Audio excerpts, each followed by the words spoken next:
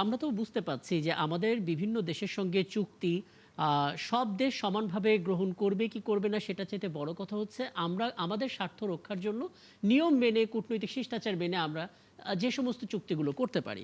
তিস্তা ব্যারেজের যেই পরিকল্পনা, সেই চুক্তিটাও আমাদের ওইভাবেই হয়তো হবে, ওইভাবেই হয়তো আমরা পরিকল্পনা করেছি। এখন এটা যদি আসলে প্রতিবেশী দেশ হিসেবে ভারতের মন খারাপের কারণ হয় এবং তার বিপরীতে আসলে পুশিনের ঘটনা কিংবা উপদেশটাকে ভেতরে ঢুকতে না দেয়া, এরকম নানা বার্তা দেওয়ার চেষ্টা করা হয়, এই জিনিস আমরা আসলে কিভাবে সলভ করব। আর দ্বিতীয় বিষয় হচ্ছে, এখন তো চীনের আরাকান আর্মি, দুঃখিত, মিয়ানমারের আরাকান আর্মি, তারা আসলে বাংলাদেশি 7 জেলেকে ধরে নিয়ে গেছে এবং এর আগে নানামুখী ঘটনা ঘটেছিল। জাহাজ থেকে প্রথমে ওয়ার্নিং দেওয়া হয়, ফায়ারিংয়ের ঘটনা ঘটে, তারপর ফিরিয়ে দেওয়ার চেষ্টা হয়, তারপর হয়তো আটক করা হয়। এখন একটু বেশি হার্ড লাইনে তারা গেল কিনা? জি। জি, ধন্যবাদ। আরাকান আর্মি গত 2025 সালের একদম প্রথম থেকে বাংলাদেশের 271 কিলোমিটার বর্ডার নিয়ন্ত্রণ করছে। জি। বাংলাদেশ কি করছি আমরা? এই পারে আমাদের বিজিবি আছে, আমাদের কোস্ট গার্ড আছে এবং আমাদের আইন শৃঙ্খলা বাহিনী আছে, আমাদের রোহিঙ্গা ক্যাম্পগুলো আছে। এই যে একটা বছর এই আরাকান আর্মি ক্যাম্পগুলো মেনটেন করছিল, যেগুলো বর্ডার সিকিউরিটি পুলিশ বার্মার যেগুলো করছিল, তারা কিন্তু পালিয়ে বাংলাদেশে কিছু আশ্রয় নিয়েছিল এবং বাংলাদেশ তাদেরকে ফেরত দিয়েছে নিয়ম মেনে। আরাকান আর্মি এই সীমান্ত নেয়ার পর বাংলাদেশের উচিত ছিল তাদের সঙ্গে যোগাযোগ স্থাপন করা, বিকজ সীমান্ত ব্যবস্থাপনা যেটা আছে ওটা বিজিবি এবং আরাকান আর্মি যারাই সীমান্তে থাকবে তাদের সঙ্গে কথা হবে। নন স্টেট অ্যাক্টর হিসাবে আমরা আরাকান আর্মির সঙ্গে কোনো যোগাযোগ করিনি, অথচ তারা কিন্তু নন স্টেট অ্যাক্টর হলেও তারা রাখাইনের এখন 90% নিয়ন্ত্রণ করছে। জি। মিয়ানমার সরকার যখন এই বর্ডার নিয়ন্ত্রণ করত তখন কিন্তু এই ধরনের জেলেদেরকে ধরে নিয়ে যাওয়ার ঘটনাগুলো ঘটেনি। আরাকান আর্মি বাংলাদেশকে চাপ দিচ্ছে, যেটা মিয়ানমার সরকার চাপ দেয়নি, কারণ ওরা দেখছে যে বাংলাদেশ কি করে।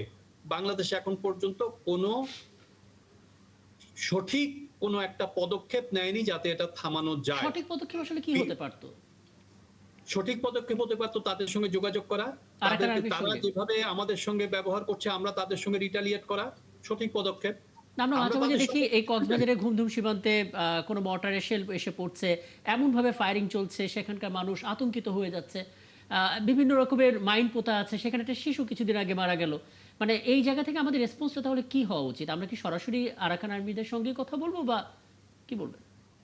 আমাদের আরাকান আর্মির সাথে যে আমরা সরাসরি কথা বলবো, আরাকান আর্মির যে চিফ আছে জি। ওই চিফের সাথে বাংলা প্রথমে হচ্ছে আমাদের ঐক্য দরকার। জি। একটা ঐক্য দরকার, আমরা একটা কমিটি করা দরকার, স্ট্রং কমিটি ন্যাশনাল লেভেলে, যারা যোগাযোগ করবে সরাসরি আরাকান আর্মির চিফের সাথে যে এই ধরনের ঘটনা ঘটছে, ইউ মাস্ট স্টপ ইট, এবং কিভাবে এই জিনিসটা সমাধান করা যায় এই জিনিসটা সমাধান করো। আমরা ভারত থেকে শিখতে পারি, যখনই ভারতের বিরুদ্ধে কোনো ঘটনা ঘটে রাষ্ট্রীয় পর্যায়ে তারা সব দলমত নির্বিশেষে তারা একটা কমিটি গঠন করে, জি। সবাই মিলে গোটা রাষ্ট্র ঝাঁপিয়ে পড়ে ওই ধরনের সমস্যার সমাধান করার জন্য এবং সমাধান করে ফেলে।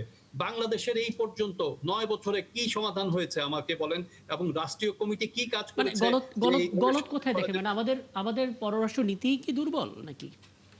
পররাষ্ট্র নীতির ব্যাপারে আমি মন্তব্য করব না, দুর্বল কি সবল সেটা আমি বলবো না। ফলাফল যেটা দেখতে পাচ্ছি, এটা দেখতে পাচ্ছি যে আমাদেরকে ইউনাইটেড হতে হবে, এক হতে হবে, এবং আমাদেরকে এক হয়ে কার্যকরী ব্যবস্থা নিতে হবে। একজনকে নেতৃত্ব দিতে হবে যারা আরাকান আর্মির সাথে যোগাযোগ করবে, এবং আরাকান আর্মিকে কনভে করতে হবে মেসেজ যে তারা কি চায়, আমরা কি চাই, এ- এ- কিভাবে আমরা এক এক এক শান্তিপূর্ণভাবে। হওয়া মানে আপনি কাদেরকে এক হতে বলছেন? মানে বিভিন্ন রাজনৈতিক দলগুলোকে এক হওয়ার কথা বলছেন নাকি? গত 9 বছরে আমাদের রোহিঙ্গা ইস্যুতে জি। আমরা কিন্তু আমাদের জাতি ডিভাইডেড অথবা অজ্ঞ। অনেকে আমরা জানি না, আমাদের দেশে অ্যাওয়ারনেস ডেভেলপমেন্টই নাই।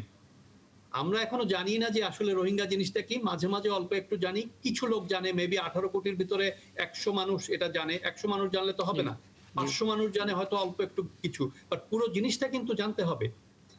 আমাদের এই দুইটা প্রতিবেশী সম্পর্কে আমরা এত কম জানি এবং এত কম ভাবি, আমরা নিজেদেরকে নিয়ে এত নির্লিপ্ত যে আসলে যখন ঘটনা ঘটে যায় যারা সাফারার তারাই শুধু সাফার করে, বাকিরা যতক্ষণ আসলে পর্যন্ত আপনি তার এমন মাথায়। একটা সংকট হাজির করলেন, যে এই সংকটের সমাধান করতে গিয়ে, অর্থাৎ সাধারণ মানুষকে ওয়াকিবহাল করতে গিয়ে, একত্রিত করতে গিয়ে, পুশিনের ঘটনা হয়তো চলতে থাকবে, বাড়তে থাকবে, আরাকান আর্মিদের এই উৎপাতও বাড়তে থাকবে।